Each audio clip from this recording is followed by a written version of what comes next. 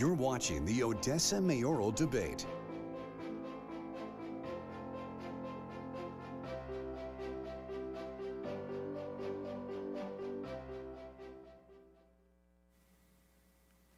Good evening and welcome to Basin PBS, where we are coming to you live from the Anwar family studio. I'm Becky Ferguson, and on behalf of Basin PBS, thank you for joining us tonight. We are honored to host the Odessa Mayor's debate this evening. Basin PBS is known for its quality programming, where we provide not only education but entertainment as well.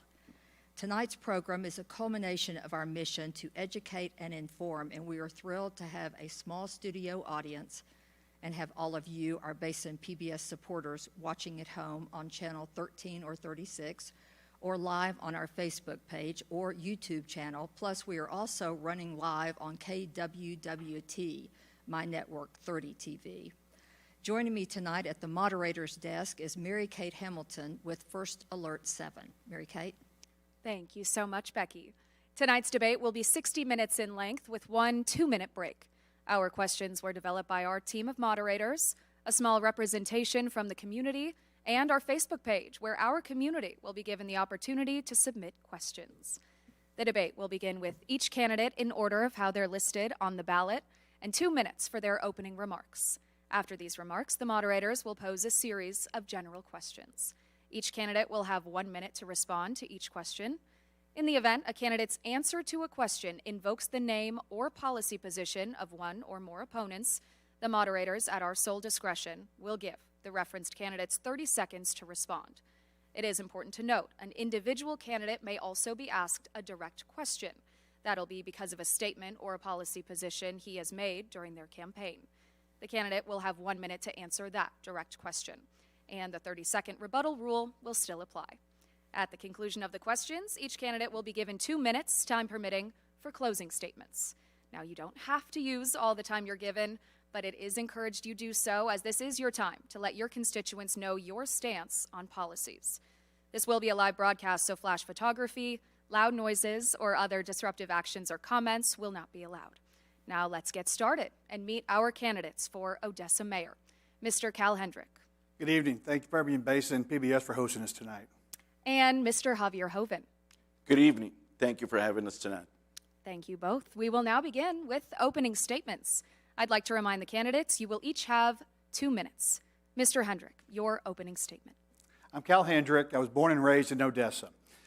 In fact, Odessa has been my family home for the past 120 years. I went to school here, graduated from Odessa High School. Then I went to Angelo State and got a business degree, and the University of Texas School of Law for a law degree.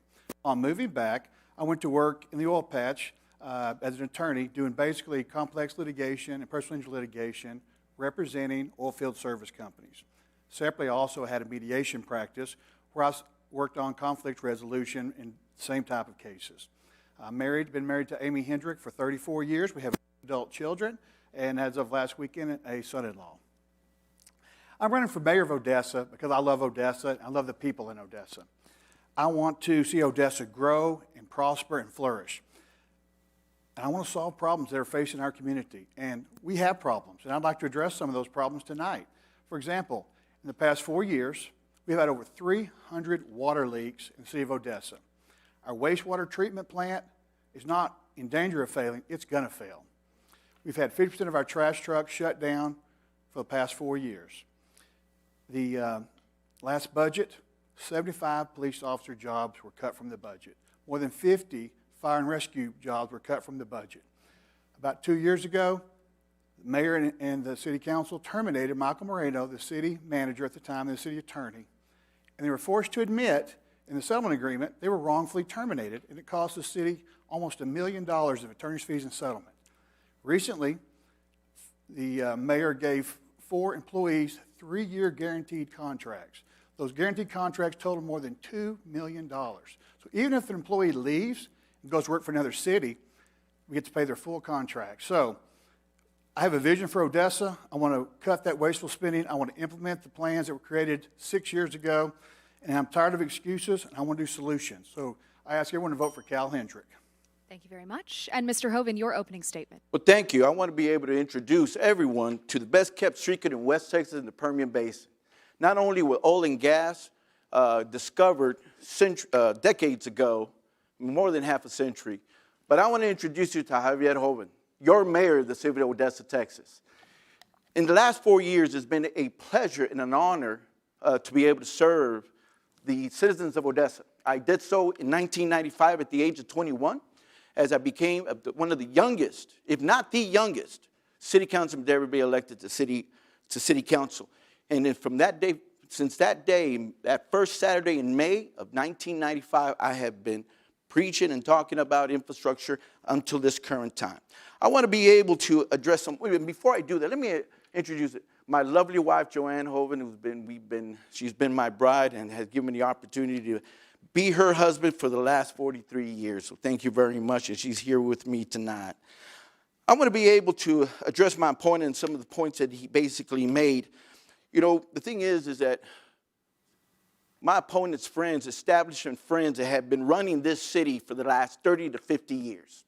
And one of the things, and I want to be able to address this because we all got sent this out. This came from the Texas Pastoral Alliance. It came out. I answered it. I was sent a certified. And I answered questions, creating a human trafficking prevention task force. I support that. My opponent made a response, separation of church and state. Sanctuary city for the unborn, protecting life. I support that. My opponent said separation of church and state. Prohibiting adult sexual contact with city buildings. I support. My opponent, once again, declined to answer it, separation of church and state. Keeping biological males out of women's private facilities. Once again, I support to be able to have the... Go ahead. Thank you very much. And Mr. Hendrick, you have 30 seconds for a rebuttal. Thank you.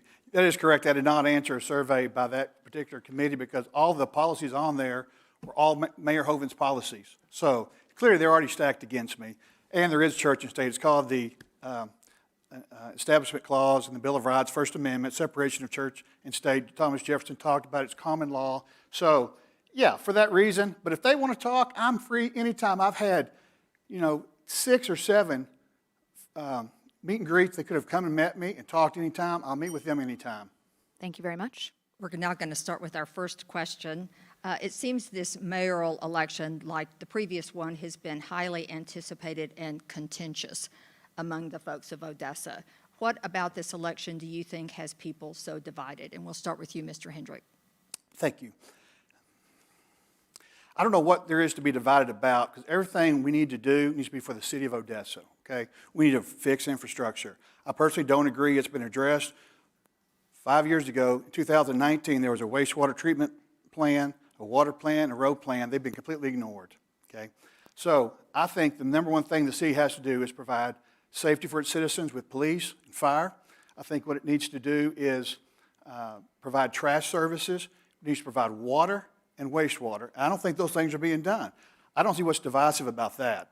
Now, we disagree philosophically on some issues, but the thing is, what are we doing for the citizens of Odessa? What are you going to do? Are you going to work hard? Are you going to make sure that we have audits done on time so we don't lose our credit rating, which we have? Are you going to make good employment decisions so we don't get sued, which we have? 2 suits are pending right now. What are you going to do that's going to help the citizens? That is, make things work. Mr. Joven, same question. 22 points I have right in here that have been sent out. I want to tell you one thing is my opponent has mentioned several of these 23 points to be exact. Infrastructure, the water treatment plant. There was put together several feasibility studies that were concluded in 2016.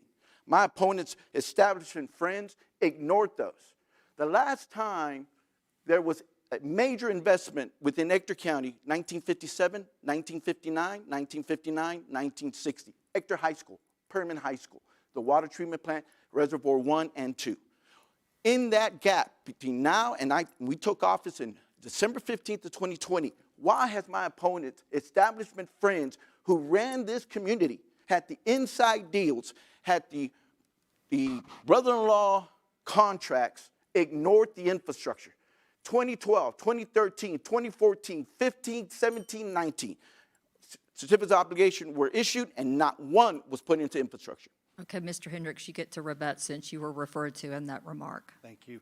I have no idea what the mayor's talking about, my friends. I decided to run for mayor of Odessa to help my people, to help the city move forward. There's no agenda. I don't need this job. I don't want this job. I'm not a politician. I'm a lawyer. I'm a mediator. I'm doing it for my people. I want to help Odessa prosper and grow. There's no hidden agenda. I don't have any friends that, I don't know what he's talking about. But what I want to do is have water, trash, police, fire, parks, and make Odessa the best city ever. Thank you very much. Let's talk about water. The right to clean, safe drinking water is a basic human right as outlined by the United Nations. Over the last 3 years, the entire city of Odessa has been left completely without water for over 24 hours twice. Citizens across Odessa have been left completely without water or under boil water notices countless times. And unfortunately, it's gotten to the point where Odessa is widely known for having a water problem. How has it gotten to this point, and what can finally be done to solve this once and for all? Mr. Hoven, we'll start with you. Once again, my opponent's establishment friends that ran the city for more than 30 to 50 years never made an investment. I clearly stated the certificate of obligation is debt that is issued by the city council without voter participation. That happened between the year 2012 to 2019. Not $1 went into infrastructure to address those specific areas, water lines. Water lines are going to continue to break. The inability to be able to cut services, to be able to exercise the valves, to be able to isolate lines when they break was one of the most gross neglect that happened within that time frame in those 20, 30 years. How is it being addressed? We are addressing each and every one of us by providing $25 million to address close to 200 valves, $25 million that's going to go into 2 major projects to address the most, the lines that basically have been broken that has caused those breaks. So we're doing that right now, and they're completely funded without increasing any tax, property taxes. Mr. Hendrick. Thank you. So, 2019. The city created a 280-page master water plan. As you can, I don't know if the camera can see this, excuse me, but it was dated April of 19. It was actually presented to council in May of 19, 6 months before the mayor took office. So the answer is right here. Had a 5-year term, 10-year, and 25-year of improvements. That plan has been completely ignored. What I'd like to do, if elected mayor, is I'm going to update this plan, put it in service, and make it go forward. Because here's the thing. As the mayor stated, he's been on the council twice before. This problem has been known for years. So it's disingenuous to say that someone else's fault when you've been serving the past 4 years and you knew about where was that work 4 years ago. There's been more infrastructure work in the last 60, 90 days than the past 4 years. So here's the plan right here. It was done. It's already ready. So this we ought to follow. Mr. Hoven, a rebuttal if you'd like. In 2019, we saw that, and we saw that study, aside from the ones in 2016. Why wasn't it addressed? For the first 24 months, there was a voting block that consisted of a current city council and 3 others that did not run in 22. They refused to help me form a quality of life committee that would have addressed and put that plan into action, which we had to finally do when the city of Odessa and its citizens as voters elected in November of 2022 a conservative council that put that plan into action. Thank you. Thank you. 6 months ago, the City of Odessa's media group released a video announcing the new trash trucks were coming en route, saying that services were expected to be improved. 6 months later, people say they are still experiencing problems with their trash services. Why and what needs to be done? We'll start with you, Mr. Hendrick. 4 years ago, they should have ordered new trash trucks. 3 years ago, they should have ordered new trash trucks. 2 years ago, they should have ordered new trash trucks. Why are we just now, 4 years later, ordering new trash trucks? I've heard various complaints about the trash situation. One, oh, we don't have any mechanics. Oh, they're old. Well, all my career, I've represented oilfield service companies with diesel mechanics who could fix anything. I'm currently using 40-year-old tractors at my ranch. Old equipment is good equipment. Then I heard, oh, well, we can't fabricate, we don't have any parts. COVID messed up the part delivery. There's 200 fabricators in Odessa Mill that could fabricate any part in the world. Then I heard, well, You know, we don't have the manpower. Well, you know what? In the oil field, sometimes we run double shifts. You have to run an AM and a PM shift. It's hard, but sometimes you got to get it done. So there's really no excuse in my mind why they're not picking up our trash. And all you got to do is go down any alley in Odessa. The trashes are overflowing and just spew down the entire alley. It's an embarrassment to the city. Mr. Hoven. We are addressing it, and the thing is that we did buy trash trucks in 21, in 22, and 23. We were using by the basin, so it was going through local buyers. Now, it's not their fault. They're buyers, and to be able to receive that product, it's 2 to 3 years out. Unacceptable. So we wind up getting a new director to be able to help us ascertain these assets that we need so we can get back to 2-day service. So we're doing that. It's not a lack of mechanics. It's not lack of fabrication. The thing is that my opponent's friend, establishment friends, once again, was running this city, and they had carte blanche, and they did not invest and allowed the aging infrastructure in vehicles to go beyond 7 to 9 years. Okay, Mr. Hendricks, you get to rebut again since reference was made to you. Thank you. Again, there's no excuse for negligence. The city should have, if you couldn't get the trash trucks then, you should have gone somewhere and got them. Hey, did you contact City of Midland and try to borrow some of theirs? Hey, did you contact PBS? Did you contact Republic or someone else to try to borrow some of their trucks? There are solutions to every problem, an elegant solution. What you have to do is work the problem. I don't personally feel the problem was worked. I think they just sat around and did nothing. I say that because for 4 years, trash is continuing to stack up and it's not being emptied. That's a problem, needs to be solved. I would like to note that anytime, Mr. Hoven, you mention Mr. Hendricks' establishment friends, he is going to get a chance to rebut. Yes, that's fine. Okay. Do I get to rebuttal because he did mention our policies? No, sir. Okay, thank you. Roads around the city of Odessa are suffering.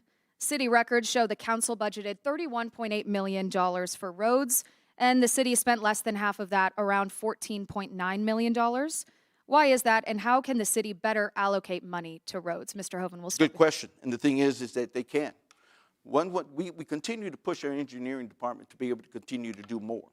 The thing is what's the capabilities of what can be done and what can be handled. Roads had been suffering, and once again, ignored, and this is what we inherited over the last 30 years, just completely ignored. So just this year, we finally got the engineering department to be able to do 23 miles of surface. A lot of those, there are 7 thoroughfares within the city of Odessa that a lot of people ask us, why are we not addressing those? Or simply because they're state highways. Highway 80, West County, Grandview, University, 42nd, and the Loop. Those are not city owned, and we cannot touch those. But those are continuing to be done. So we are addressing it. We are looking at being able to do more projects. We're going to go into more major, secondary, and then go into the neighborhoods, as has always been the policy. The thing is that every year we always have that chip policy when we have that aggregate and it hits out your windows. We have to be very careful how we ascertain those. Thank you. And Mr. Hendrick. Thank you. I've asked people in the city what the problem is. There's multiple accounts. One of them's water, one of them's roads. They're not spending the money. Why?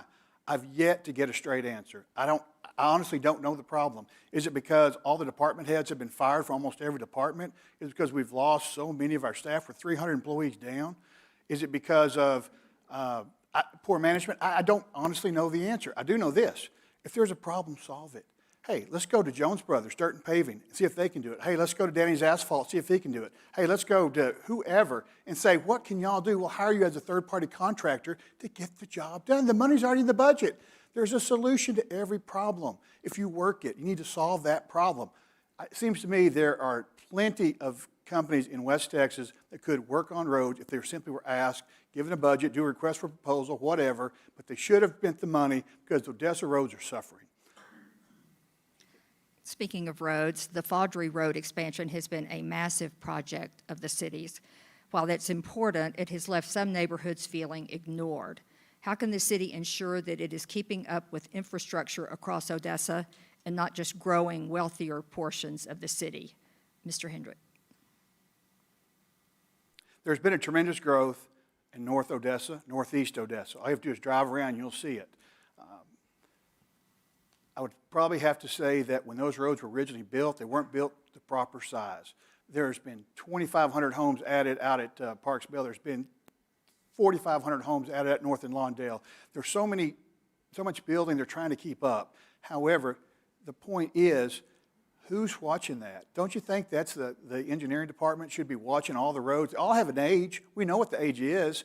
They should know that, and every road in Odessa, every district in Odessa should have road work done in their district to keep the roads safe and in good condition so you don't have to come back with a major project. So I think, again, it comes down to proper supervision, a good manager, identifying problems, and then solving those problems. Whatever needs it the most gets the most attention. However, you need to be sensitive to the fact that we're a big city, and we need to share the growth with everyone.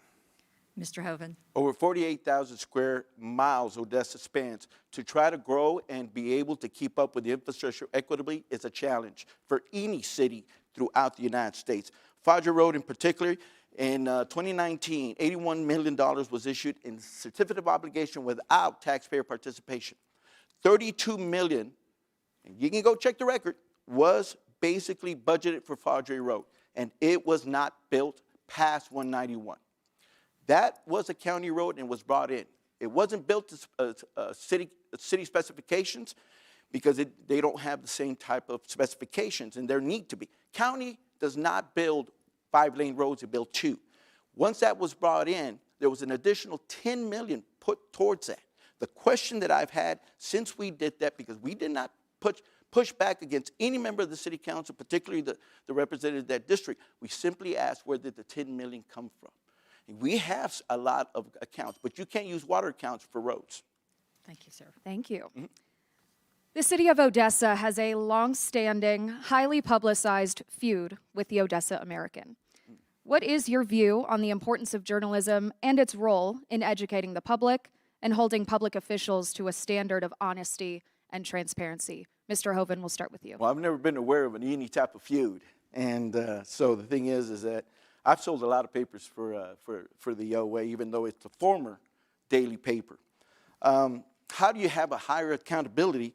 Well, that's a good question. The question is that we have upped the standard, entering into a contract that everyone on the council was fully aware. It is up to every member of that dais that has a vote to be able to read what is put in front of them. My opponent is a lawyer, and he knows the understanding of having thorough, from front page to the back, to understand that mechanism that's in front of you. That TGA is going to allow a higher transparency and accountability that even puts that transparency and accountability and the power into the voters to be able to hold their city that it is following the rules. A lot of the issues that were brought up will be also in the hands where the citizens, the voting public, will have a greater input and influence. Thank you. And Mr. Hendrick? I wouldn't classify it as a feud. What I would say is the city itself has got itself into a jam by having all these problems. What problems?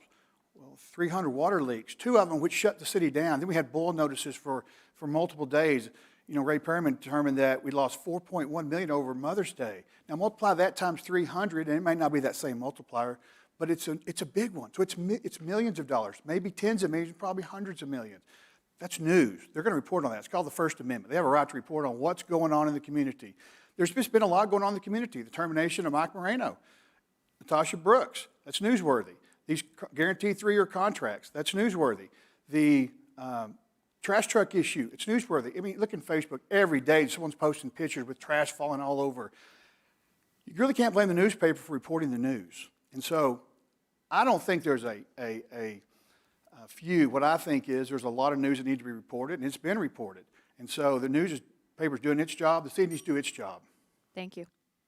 Since the last election cycle, the city of Odessa has prided itself on becoming a sanctuary city protecting the unborn, even though there are no existing abortion clinics within 200 miles. Now the city has targeted things like transgender bathrooms in schools, even though there is no record of their existence. How important do you believe these social issues are compared to other problems the city faces, and how would you tackle them? Mr. Hendricks. I think social issues are not part of the city's business. The city provides water, roads, police, parks, fire rescue. It's not the city's business. What I'm going to focus on when I'm elected mayor is focusing on those things, the things that citizens pay for in their monthly bills. They pay both property taxes, they pay water bill, they pay sewer bill, and they pay garbage bill. That's what a city should be doing. State laws take care of everything. If somebody is interested in social issues, I would recommend they run for congressman or state representative or something that has an impact on social issues. The city's designed to provide infrastructure to its citizens. That's all I really want to focus on is infrastructure. That's what the city should be doing, and I think it's failed on the job. I don't think they've done a good job providing water to their people. I'm afraid when the wastewater plant goes down, it's going to shut Odessa down. How are you going to grow? How are you going to provide oil and gas for the nation if we can't even use the restroom and take a shower? I think it's a disaster in the making. Mr. Hoven. Wastewater is about 90% complete and it's not going to fail. Social issues are really critical. We basically are saying is that we need to give our Congress the opportunity to be able to do that. Well, they did. Back in 1972, in the mid-70s, I was 7 years old. Roe versus Wade became law. 62 million babies were murdered. It is imperative that we have given up and absconded the federal government to be able to take care of it. We've lost prayer in school, we lost the Ten Commandments, and the ability to be able to pledge allegiance in our schools. That's what the federal government is. If Kamala is able to sit there and win this election in November, Title IX has already been decimated. There is an abortion clinic in every zip code within Odessa in the United States, and this is through Plan B through your pharmacies. It exists, it is happening. This is the fight that's going on. We can't put our heads in the sand. This is critical for us to be able to address. 3 Odessa City Council seats are also up for re-election this year. How confident are you in your abilities to work with someone you may not agree with, and explain? Mr. Hoven. Been married for 43 years. There hasn't been a day my wife has agreed with anything that I do at home. So, being able to work with the city council, I have had that ability to be able to do it, to be able to come into environments. I don't have to agree. We have to trust the contracts and the process and the tools that are in front of us when we're making decisions and resolutions and in ordinances. That's where you put your trust in. You work with people. You're not always going to agree. We have 7 alpha males and females that are high operating, intelligent, and they will state their opinion. Their personalities come through. That's the diversity of our city, and it's seen and it needs to be encouraged. We work together more than 95% of the time. Our council, and that percentage is probably higher, we agree on resolutions and ordinances in the business of the city. There has been maybe a handful in the last 3.5 years that we've had a split vote. And go ahead. Thank you. And Mr. Hendrick? I learned something from a mentor about 35 years ago. You can disagree without being disagreeable. I took that to heart in my law practice. I had everything in the law, you have an opponent. And I've never had a problem getting along with the other side. Further, I've been a mediator for the past 20 plus years. It is my job to make people who are upset with one another, who don't agree with one another, who have opposing views, function together to reach a common and mutual resolution. So, while it might be challenging, it's not difficult. Everyone needs to be respectful of one another. They need to be kind to each other and focus on the city issues. I think when you do that, everything comes together. So it's really a simple process. Be nice. I learned it in kindergarten. Be nice to one another. Listen to one another. Communicate with each other. And if you disagree, it's okay. But understand why that person is on that particular issue, why you're on the other, and just say, that's okay. Thank you very much. In the last year, the City Council has repealed the percentage of the arts program, barred the nonprofit Downtown Odessa from using hotel occupancy taxes, rejected funding toward the recycling center, and significantly cut funding to programs like Meals on Wheels and the West Texas Food Bank. What are your areas of priority when it comes to city funding? Mr. Hendricks. I think the 2 most important things that we take care of are our children and the elderly. So when you have a program like Meals on Wheels, and you cut that program, it breaks my heart. There are people that cannot get out to make their own food, can't get out of bed, don't have the money, don't have the resources. We have to take care of those people. We have children that don't get meals, and we need to sponsor the food bank and help them have meals or food available to those that are less fortunate than ourselves. I'm basically for everything you just read that was outlawed last year. I think arts are important. Okay, did it need to be? I think it was 1%. Did it need to be that percent? I don't know. Probably not. But how about if you're going to make a fire station and you're going to have a window and you put stained glass? I think everyone, the community, the firemen, everyone is impressed, and it adds something to the community. I think there should be some type of consideration to the arts. But I think funding those fundamental programs that help people is one of the things that we have to do as human beings. So I'm in favor of it. Mr. Hoven? It's incorrect. The arts was not cut in the hotel motel tax. In fact, they get 1/7 of the total revenues of hotel motel tax annually. Their funding increased this last budget year. Also, on the Meals on Wheels, there are a certain amount of monies that it's allocated from a different type of fund. We wind up trying to max out that as much as possible as we can. We have always been diligent to work with the West Essex Food Bank and Meals on Wheels.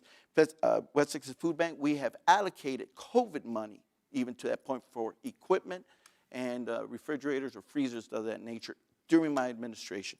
Those are important. Those are social issues that we cannot ignore, that is plaguing our nation, and we need to be on top of it as always. They're critical, they're important, and they'll continue to be prioritized in my administration in the next 4 years.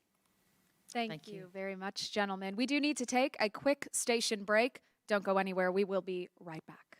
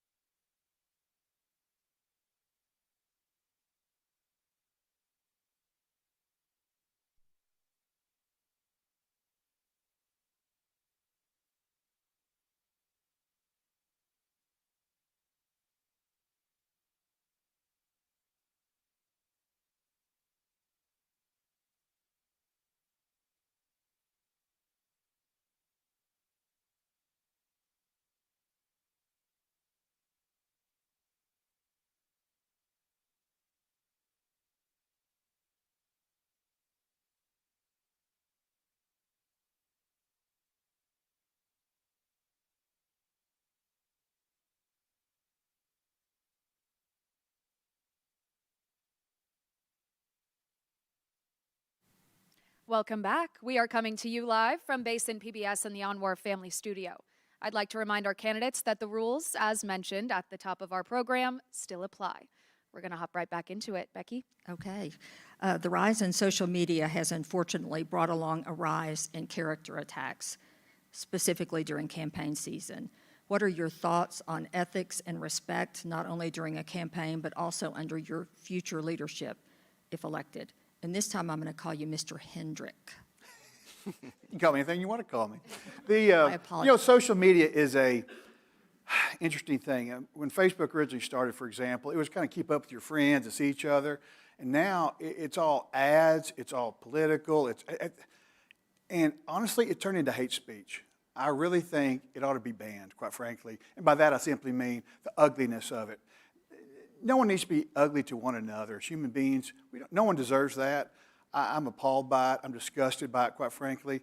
There's not much you can do about it. It's a free country. We have the First Amendment. People can say what they want to say. It's very ugly. It affects people. I think children should not be allowed to have a smartphone until they're about 21 because I think it hurts their psychology and their being. I think it's too much on there, and for adults as well. Nobody needs to hear their name slandered and libeled and see that. It's just not right. And so nothing much you can do except I can tell you I'm opposed to it. And I think it's ugly and nasty business. Mr. Hoven. Well, yes. The thing is that social media has broken down all type of ethics, civility, because the thing is you don't see that play out when you're person to person. You know, being an elected official and a politician for about 30 years, I've worked very hard, and I'm used to it. I knew what I was signing up. But what has happened with the social media in our youth is that the stimulation, they have lost all abilities to social media. I grew up with Evel Knievel, being outside, playing with marbles. My boys grew up, and I had to limit their game systems. The grandkids, even at an adolescent age, already have a phone, and that's what's rearing our children. Broken down any way to communicate, to be able to shake a hand, look someone in the eye, to be able to address them, to have a conversation. That's why it's overwhelming. And because of the overwhelming, that's why we're seeing suicide rates and bullying at the rate that we're seeing because of social media. It's a complete breakdown of our social structure. Mr. Hoven, I do have a direct follow-up question for you. Are you aware that you are supported by a PAC? It's called Save Odessa, that has released a campaign ad, attacking one candidate's personal life. And do you support and condone that ad? I haven't seen it. I don't know who. What was it? Save Odessa? Yes, sir. Okay, no, I don't know it. Political actions committees, they're an entity on its own. There are several political action committees that support education, that support bonds, and it's what political environment is across this nation. So the thing is, as a candidate, I'm running my campaign. I have no control of what's going on outside of my office in my small group. Okay, thank you very much. There is seemingly a high turnover rate among City of Odessa employees, with some firings even costing the city hundreds of thousands of dollars. Why have so many employees quit or been fired? And how can we increase retention moving forward? I'm going to start again with you, Mr. Hope. We already did the retention by making the two critical changes in the former city manager and the city attorney. There was a mention that it cost millions of dollars, which is untrue. One of the things that a lot of people do not realize that before I even came to office, there is a policy that hourly and non-hourly employees receive what is equivalent in the oil field or in the private sector, personal time off. That is an unmandated, off the books, over $12 million that we as taxpayers are on the hook for. These are the type of policies that bureaucrats in the last 30 years put together through risk management. And so the former city manager did not walk away with $1 million. He walked away with this special type of monies that you wind up getting. Every time you work an hour, you get set aside dollars. That's why it was done. That's a policy that needs to be changed. Working towards to try to change it, but we can't do it for the existing employees. And Mr. Hendrick? People don't leave good jobs, leave bad managers. That's too many people. We've lost the entire finance department. We've lost, I understand, almost every single department head in 4 years. That's not only tens, but hundreds of years of experience that's walked out the door. So when you ask, hey, how come only half the budget of roads is being spent? Do you ever think it could be because there's no management, that people that knew what they were doing are now gone? When you say, why has the audit not been, 21 audit wasn't done until, 22 audit was not done until 18 months late. The 23 audit has not been done. Why? I think it's because you lost critical people, people with institutional knowledge, people that had experience and knew how to do it. I think you could have solved the problem, but I think it's really negatively affected the city. I get calls and emails all the time from employees who are very unhappy. I do not think it's a good place to work right now. Do I have an ability to address that? Because he's addressing our management, our style. I think you'll be able to address it in the next question. All right, sounds good. Thank you. When the city manager was fired, the city released a list of qualifications they would look at for its next city manager, including prior city manager experience.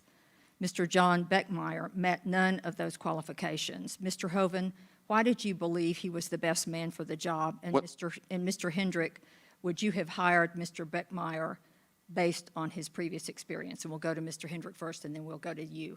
Okay, go ahead. The answer is no. And why no? It's because he didn't have the qualifications. They had They hired a committee called T2, an outside resource, to do a study and try to find. I understood there was multiple qualified candidates. That is, they had the education, they had the experience, and they had the necessary knowledge to become city manager.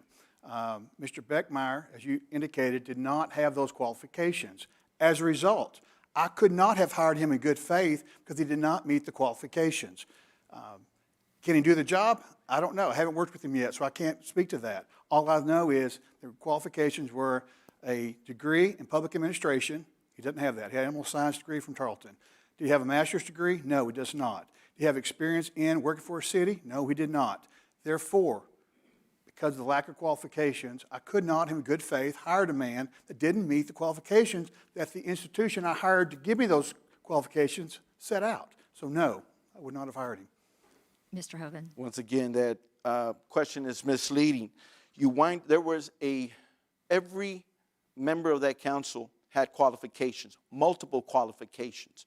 And among the 7, we came up with an average. You've taken just a small sample portion of what those qualifications to be able to fit your narrative.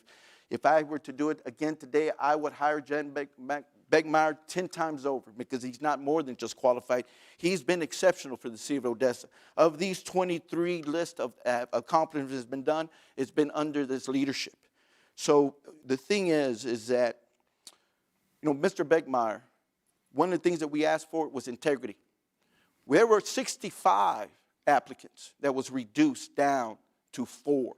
One did not choose to come in person. Of the others, only one had former municipal experience. This community in 2010 was asking not for bureaucrats, but for people with common sense in business, and that's what he hired Mr. Beckmeyer, a man of integrity. Thank you. Mr. Hoven, I have another direct question for you. Okay. Speaking of John Beckmeyer, the city manager, himself, city attorney Dan Jones, and city secretary Norma Aguilar received new 3-year contracts that will have to be paid out if they leave early, no matter the circumstance of their departure.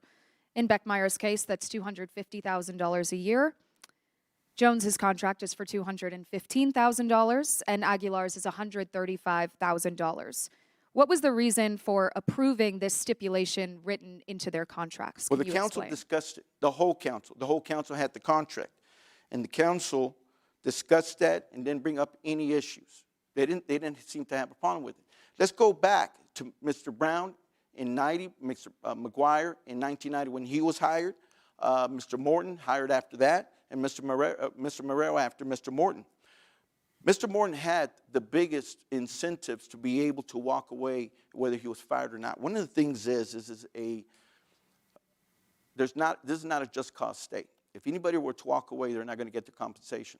One thing that was said here today, that the former city manager was paid almost $1 million when he was fired. That's not true. So the thing is that there's an association that tries to work to be able to put these type of contracts together. We negotiated that contract. When you look at the size of the city of Odessa and the price that we got for these appointees, it's a very reasonable price. The thing is that you have to read the entire contract. Those stipulations that you're stating are not there. Just to clarify quickly, you said that if they do walk away, they will not get paid out of those contracts? What I'm basically saying, if you look at the contract, okay, there's in that area, and I don't have it here before me, but the thing is that if they wind up quitting, the thing is that when you're doing these contracts and when you let go someone, and you don't have to have a cause, you can negotiate those. The thing is that there's 2 things you're going to do. Are you going to go to court, or are you going to be able to pay it? There's always a negotiation. So this is a standard across the industry. I've been doing this for 30 years. That is a standard contract. They're just making an issue because it is election time. But there was no issue more than 6 months ago when this was brought forward to the council as a whole. I want to move on. Can you give me a yes or no? Will they be paid out of their contracts if they walk away early? Once again, yes or no? I answered the question. Read the contract. Okay, thank you very much. Mr. Hendrick, this question is just for you. You have expressed your disapproval of these contract stipulations. Explain why you do not agree. Every contract I've seen for the past 35 years, employment contract, remember, Texas is an at-will state. You can hire or fire anyone for any reason or no reason at all. But some people have contracts. Almost every contract I've ever read has what's called a termination clause for wrongdoing. Okay, good cause, termination. For example, they're doing drugs at work or they have porn on their computer, some crazy thing, you can fire them. How about this? They're just not doing their job. They show up late every day. You have an absolute right to terminate that employee for good cause. In most employment contracts are 1 year. They're renewable every year, and you look at them every year, but there's always that termination for good cause. This contract is a guaranteed 3-year contract. If Mr. Beckmeyer decides to go to work for the city of Midland tomorrow, he'll get paid $750,000 minus whatever the first 6 months would have been, so whatever that equals. But basically, they're guaranteed contracts, every one of them. And I don't believe in a guaranteed contract. Nobody, maybe A&M coach or somebody gets a guaranteed contract, but no reasonable person. I'm just teasing my Aggie friends, but I'm just saying no one really gets a guaranteed contract. Okay. Some city council members over the years have expressed feeling like things may have been done dishonestly or behind closed doors. How important is transparency among your city council and your peers? It's critical. Mr. Hoven. Is that question to me? You're looking at me. I'm sorry. I should have just waited. I jumped the gun. It's critical. And the thing is, in the last 30 to 50 years, you hadn't seen that transparency. That's why I was elected in 2020 to be able to bring that transparency. And we're doing it with contracts like TGAA. We have also had more conversations and bring in that. The contracts that come to the city, anything above $50,000 and below, do not have to go to the council. That is a new policy that we put in, that the city managers bring in anything at 50 and below, they're still bringing it to city council for approval, or even to be discussed. On every blurb on the resolutions and ordinances that are brought up, there's an account that's attached to every account that's being spent. One of the things that has happened in this election is that the wonderful staff of the city council has been attacked mercilessly. The thing is, it is a great place to be able to work, and a lot of the employees that I see on a daily basis have told me so. They enjoy the things that are happening, the changes that are making, especially with their insurance and their compensation that's going to it's coming in the future. Thank you. Mr. Hendrick. Yes, transparency is one of the reasons I'm running for office. From my perspective, nothing's more important than open, honest communication. Nothing's more important to me than maybe some town hall meetings, because I feel like as a citizen there's things that have happened I didn't know about. Maybe I should be going to council more often. Shame on me. But I think the city must be run, it's open records. You have to do everything in the open, right? If we're going to vote for something, let's have an honest conversation on the dais about the issues, about why do you agree or disagree, and why. Maybe you'll change my mind. I have not seen those type of discussions. So I do not believe there's transparency. I don't believe everyone knows what's going on. There's been numerous people that have come to me and said, I didn't know that was in there. That's not what they said. I thought we'd have the same contract. So there's been, to me, there's been at least confusion. So let's get rid of the confusion. Let's make everything transparent. I think you do that by open, honest communication with each other, with the city, with the news, and therefore the public. Mr. Hendrick, this one is just for you. The mayor is sometimes thought of as a thankless job. What made you decide to take this on, and how can people trust that you are doing it for the right reasons? It is a thankless job, quite frankly. Who takes a job that pays nothing and be criticized for everything you do? I get it. Why? I said earlier in my opening, I love Odessa. My family's been here for 120 years. I don't need this job. I have jobs. I can go to the ranch every weekend and have a great time. However, I feel like I need to give back to my community. I want to give back to my community. I want to help Odessa grow and prosper. We're the epicenter of oil and gas. We could be so much more. We need to clean our streets. We need to have great water. We need to, with our education, with OC, UTPB, Texas Tech, this could be the educational epicenter of West Texas. We have so much to offer, and I just feel like we haven't done enough to put Odessa on the map. I think we need to clean up the city. I think we need to, it takes prisoners coming out of the detention center to pick up trash every day. I'm all for it. I want to see this city clean. I want to see when people pull down I-20 say, I'm going to stop there. Looks great. I mean, that place is going on. Build up downtown. Have a place where people can go and enjoy themselves, have dinner, see a live band, but make Odessa great. Thank you. The mayor's office has traditionally been ceremonial. Likewise, mayors are typically not expected to oversee city employees or sit in on staff meetings of various departments. Do you believe that is a role the mayor should have, and why? Mr. Hoven, we'll start with you. The mayor, it's a strong city manager, weak mayor. And so this mayor does not sit in staff meetings whatsoever. Never have, never will. That is not the role. The day-to-day on anyone on the council It's not their purview to be sitting there doing the day-to-day operations. That's what the city manager, the deputy city manager, and the assistant city manager, and all the department heads, over 36 departments. That's their job. So the only time that any of the elected officials are in there is a committee that's set by the mayor, or the ones that are already established or a resolution. That's the only time that we're there, and when we're discussed. We're there because we have a role to play. Then it will be coming to city council, and we need to have input to know what's going on from the start of a project to the end of the project. That's the only time that everyone on the council is involved. But no time is any of the members of the council have any type of contact, direction of any of the city employees other than the appointees. Thank you. And Mr. Hendrick. According to the city charter of the city of Odessa, we do have a strong city manager and a weak mayor. Therefore, I don't see any reason for the mayor to ever be at meetings unless called there for some purpose. City manager runs the city. What does the city mayor and the council do? They set policy. They hire the right people, they set the policy, and let those employees, those city-appointed people like the chief of police, like the city manager, like the city attorney, run the city. Set policy, stay out of the way, try to help if you can, but you don't go to meetings, you don't go to anything unless called for some specific reason. So I will never go to a meeting unless there's some reason I was called, because I don't think the mayor or councilman belong in city meetings, city staff meetings. The city of Odessa has recently lost its bond rating due to the city's audits not being properly completed, risking higher borrowing costs. Mayor Hoven, you have said on record that this was not true. However, First Alert 7 has an interview with your city manager on record saying it is true. How did this happen, and how will it affect the city's financial well-being? And Mr. Hendricks, how would you address this issue? And I'll start with Mr. Hendrick. Sure, thank you. What I would do is make sure the finance department has the right staff in place to get those audits done and get them done now, okay? We're 8 months past due on the 23, and the 22 is 18 months late. So what do they need? I don't know. I have to ask them, what do you need? Do you need a person that has a skill set in audits with governmental entities? That's a subspecialty. So, but there's lots of auditors in Odessa, there's lots of auditors in Midland, lots of auditors across the state. People have those subspecialties. Cindy Muncie had that specialty. She got, in 100 years, Odessa was never late in filing an audit. So I don't know why it's so late now. We certainly lost our credit rating. We need to get it back. What do? You hire the right people to get the job done.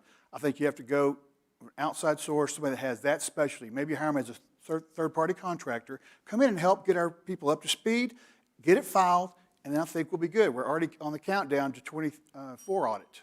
Mr. Hoven. Once again, it was never lost. When you're basically saying you're lost, it was taken away, and that didn't happen. The audit wasn't complete, and the people that had the experience didn't complete it.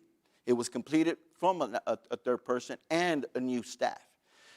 We had just talked about how the mayor is not to be involved with the staff and in directing on what they can and cannot do, especially with, and now we're talking about, hey, this is what I would do. I would go hire the staff, tell them what they're doing, this is how they're going to do it. So either are we going to be involved as a mayor to the duties and directing the staff on day-to-day in the finance department, outside the finance department, in the police station, or the fire department, and all facets. Are we or are we not? So the thing is, it's been taken care of. We have a AA rating. Once the next audit is going to be back, we'll be there at AAA. The thing is that this is municipal accounting. We had to do an internal audit to see where the budget was actually at, because the thing is, it was a mess. There was a semblance of the finance department that didn't really exist. I want to give you just 30 seconds. Okay. Did the 2023 audit, is that completed or not at this moment? As of right now, it's being worked on. Okay. Thank you very much. And it is now time for our closing statements. Wow. Each candidate will have 2 minutes for their closing statements, and we will start with you, Mr. Hendrick. Thank you. You know, there's an old saying among lawyers, if you have the law on your side, pound on the law. If you have facts on your side, pound on the facts. Got nothing, just pound loudly. I've heard a lot of that tonight. I've not heard really answers to the problems. Why has there been 300 water leaks? I've talked to people at Derringer. It is going to fail. It needs a lot of work. We have taken 75 police officers off the budget. We've taken 50+ fire and rescue off the budget. We have trash not being picked up. These are all problems the city is facing, and we need to fix those problems. I have a solution. We follow the plan. You have to care enough about the city to do the hard look at what's the problem and then determine a solution.